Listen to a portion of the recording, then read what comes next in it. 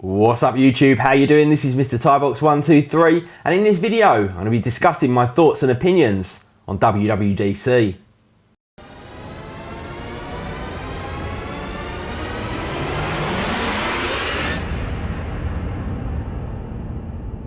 Welcome back everybody, and I've just finished listening to and watching in fact the 2-hour keynote from Apple at WWDC, and I thought I'd bring you guys a quick video just giving you my thoughts and opinions on really the overall event and some of the major talking points. I'm not going to go through every feature because we'll go through those when the actual products come out themselves. iOS 7 I'll be downloading this evening hopefully, and I'll bring you a video on that as soon as I've got it downloaded and installed.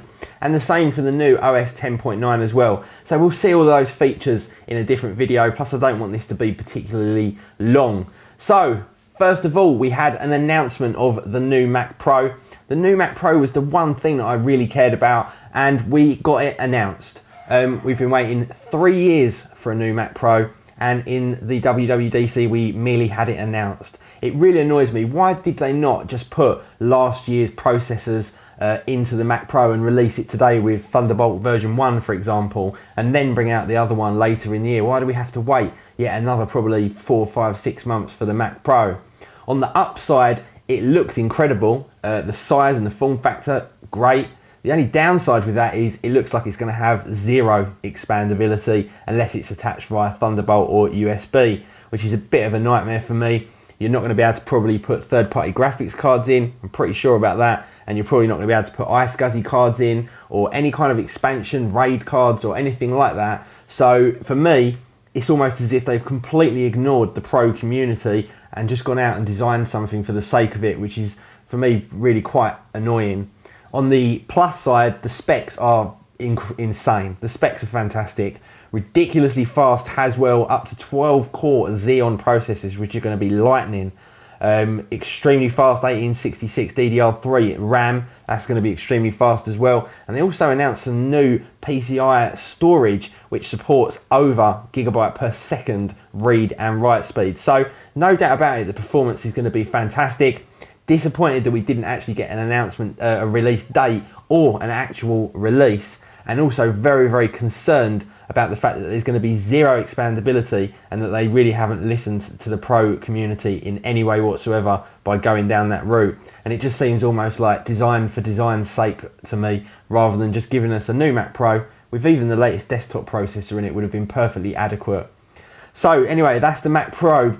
Overall, my opinion, pretty much disappointed, to be honest, for all of those reasons we've just gone through. Now, on a plus note, we had a new version of Mac OS 10.9, which is now called Mavericks. Don't like the name particularly, but who cares, it's just a name. And in that version of the operating system, it looks like we're going to get some really fantastic stuff.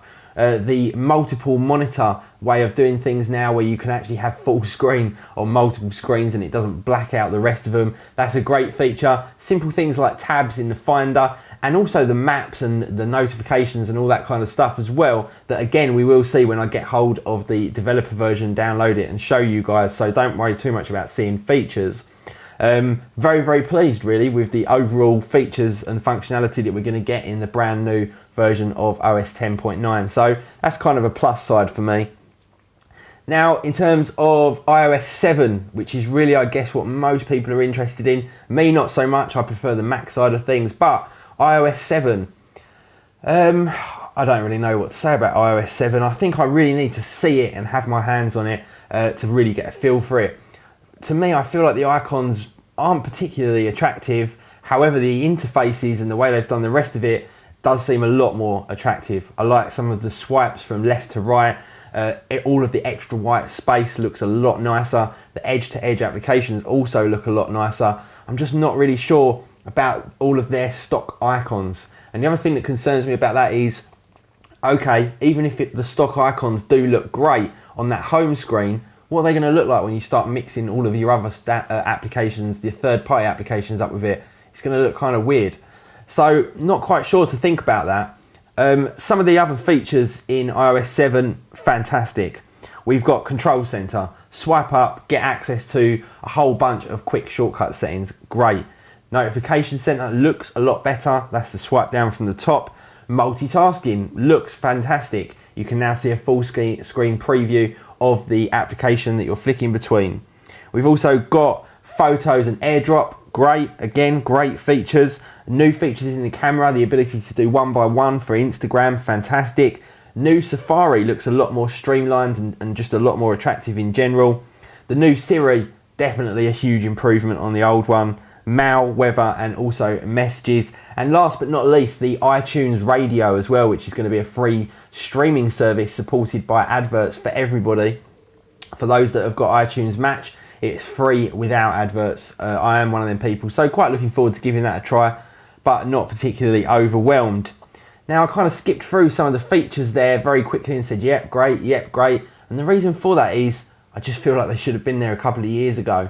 I can't see that the actual changes to these applications would have been that complicated. From a programming point of view, would it have been complex to change the way the multitasking looked? I don't think so. Would it have been complex to add AirDrop in? I really don't think so. So all of these features that they've brought in, I feel like they've just brought it up to date with everything else. I don't really feel like they've gone beyond and innovated anything particularly new, which kind of leaves me just a little bit disappointed. But we've got to try and look on the positive side, which is they have changed it. It does look different. So everyone who complained about that, it does look different. And maybe when we see it in our hands, it will actually look fantastic. Who knows? We need to kind of wait and see for that. Like I say, I'm going to get on the iOS 7 as soon as I can to bring you guys some coverage. So last but not least, hardware.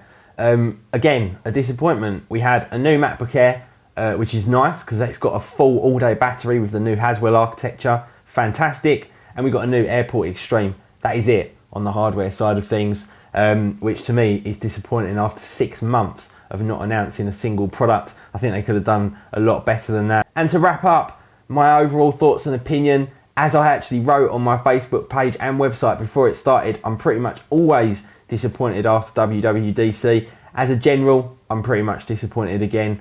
Apple just seemed to keep us waiting and waiting and waiting for stuff that they could have put in a whole long time ago. Things that we've seen in Android and also in the jailbreak community, they've just brought it up to date with that and not even gone beyond it. It's just pretty much the same stuff that we've seen for a long time from other places.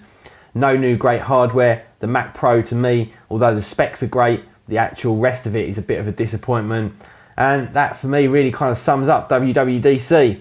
So, not to be too negative, there were some great things to come out of it, and it'll be very, very interesting when we get our hands on iOS 7, Mac OS 10.9, and wait however many months for the Mac Pro to come out. I'll definitely be heading down to the Apple Store tomorrow to get a couple of new MacBook Airs to bring you guys some coverage on that.